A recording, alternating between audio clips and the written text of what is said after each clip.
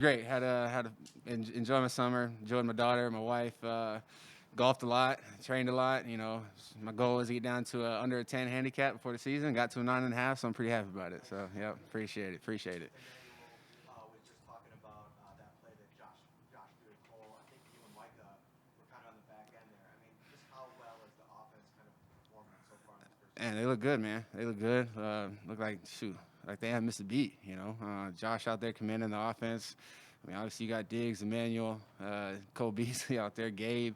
Those guys are really taking over, and it's fun to watch and it's fun to compete against. It's only going to make us better.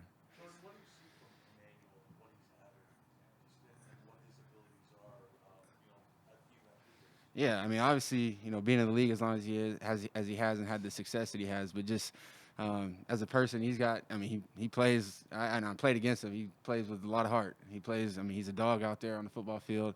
I mean, he's not the biggest guy out there, and he's probably not the strongest guy out there. But he's gonna go out there and he's gonna compete every day, and he's gonna give it his best. And a lot of 50-50 balls he's gonna come down with, and he's gonna go out there and talk his mess, and that's who he is. And we're excited to have him on the Bills. We saw you in a warm-up drill. Oh, go ahead. He likes to talk. Of course. I mean, this is the NFL, and wide receivers too, especially. But like I said, it's all competitive. He caught some balls today, spinning in front of guys. That's what you like to see, man. I mean, obviously, not on our end, but at the same time, he has that dog inside him. So we're happy to have him on the team. We saw your warm-up drill. Mm-hmm. Did you get enough chance to show off your baseball abilities, or did you need more time? I probably needed a little bit more time. I was a little rusty, I think, turning two over there. But we just try to work on a little hand-eye coordination, just some pre-practice stuff that just get our eye training going and get our minds going. And it's always fun to see Tre'Davious try out there to go play some baseball. How does that come about? Is that through the coaching? Do you guys suggest things like that, or how does that work? That one really just came about. I don't know how that one came about, but we've always done the tennis ball drills. I think since Mike and I were here, our first year, we've always. I remember at St. John Fisher, Bobby, our safeties coach. I don't even know if he made up the drills himself, but it just kind of became a thing that we had always done. Just like I said, training our eyes, training our mind, and hand-eye coordination. Because a lot of times you're not really.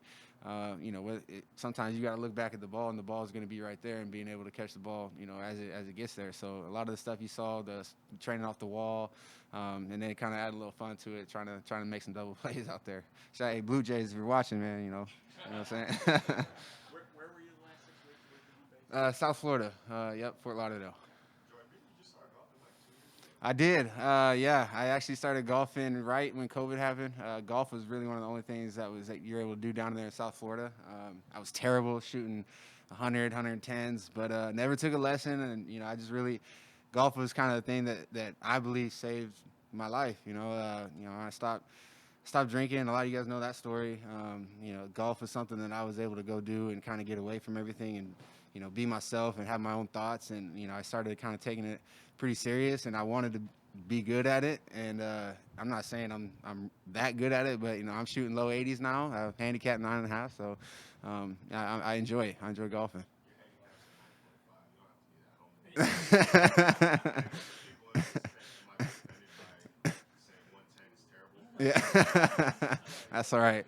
That's all right. Chipping and putting. That's the main thing. Chipping and putting. But we heard Micah speak about the additions that Brandon made to this defense Mhm. this offseason. What's been your impressions of some of these new guys so far, and what they can do for you guys on the back end? I mean, man, you saw what Boogie did today, making the pick six, a huge play that kind of really jumped off the rest of the plays in practice. Saran had a big play, JT had a big play, and obviously Greg, man, he's just so tall, so long, and he gets off the ball so fast. Those guys they just came in and had been ready to work, and they're taking it all in, listening to the coaching, listening to the vets. Greg and I had some real good conversations on the field that I know I'm learning. I'm able to trust him. He's going to listen to me, and and we're going to hear each other out. And it's been fun to be a part of, and I'm excited to see those guys grow. Jordan, just kind of going off of that, maybe expanding a little bit more on your thoughts on that play by Boogie and just what you've seen from him so far in this early stage. Man, just his athleticism, his ability to come off the ball, his work habits. And I mean, guys that Brandon and Sean bring in here and Terry, I mean, those are the type of guys that they bring in here. So it's you kind of expect nothing less from guys like that. And so just to see him come in here, see all of them really come in here and embrace their roles.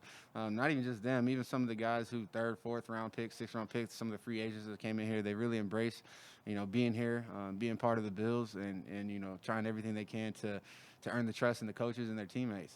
Jordan, you mentioned Cole Beasley's catch at practice today, but Isaiah McKenzie also had some pretty good grabs today. Yeah. It seems like that room is so stacked, but Isaiah McKenzie always finds a way to show up and make his presence known. How is he someone that's hard to defend in this offense? Yeah, I mean, apparently he's the face of the team, from what he said yesterday. But no, dude, I mean, just a guy.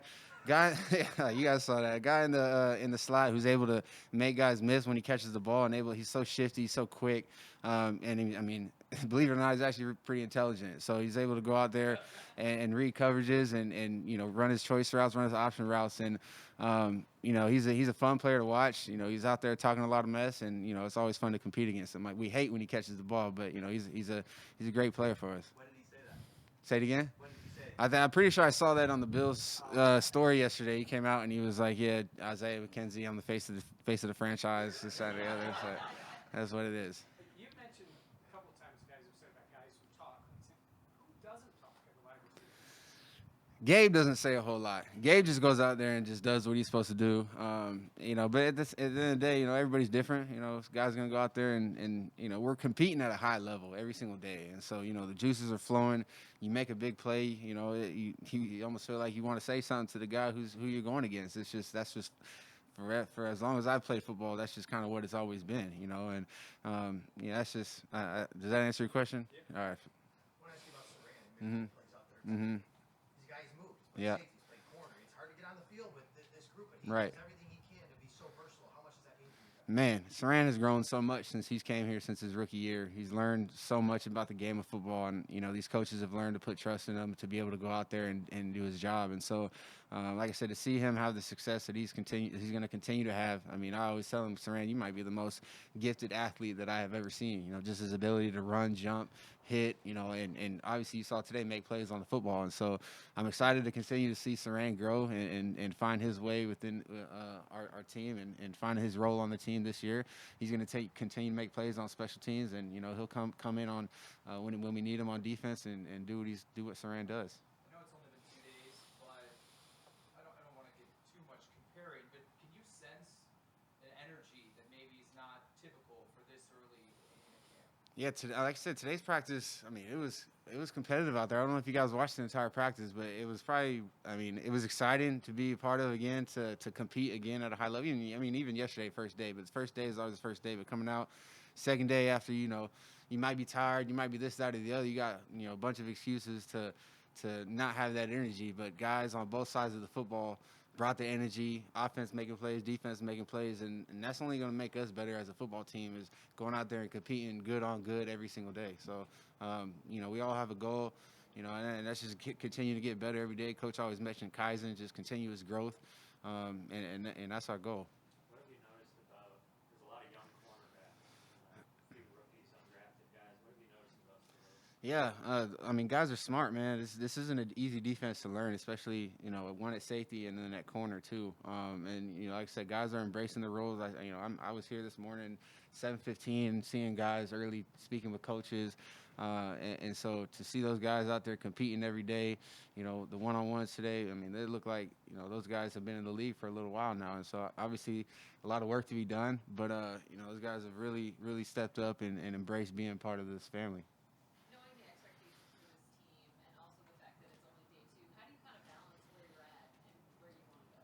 Yeah, it's hard to obviously balance on day 2, but like I said earlier, just that Kaizen growth, and we got to go watch the tape and figure out. It wasn't a perfect practice by any means, but like I said, the energy was there, and you could feel that guys want to go out there and guys want to compete at a high level. Guys still have that bad taste in their mouth from the AFC Championship game, and everything's got to be earned this year. Nothing's going to be given to us just because we were there last year doesn't mean we're going to get a free pass there this year. And so you got to work extremely hard to get there. And guys understand that, and it's just fun to be a part of. And Jordan, what went into your decision to sign with Avalon Sports? It feels like this past offseason there's just been a way more concerted effort to kind of build your brand off the more Yeah. so than you've seen in years Yeah, so actually, there's not. I mean, Lorenzo reached out to me, Lorenzo Alexander. And he's like, "Po, you going into year 9, man? Like, what you doing off the field type stuff?" And I said, I got some stuff going here and there. He's like,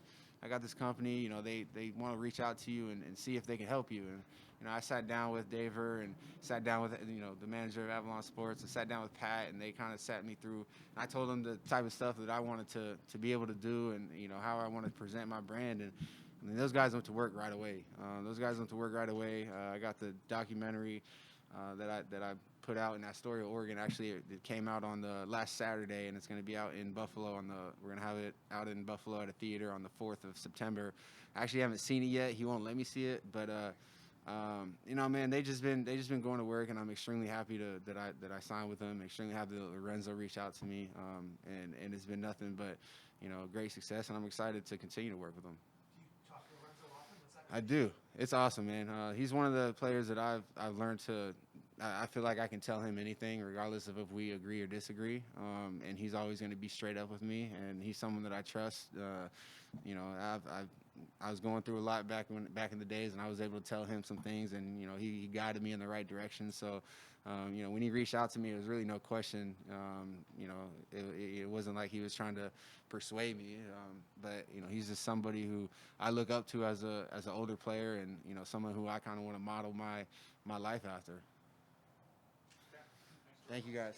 Thank you, Greg. Jordan, you calling out Kyle Whitman?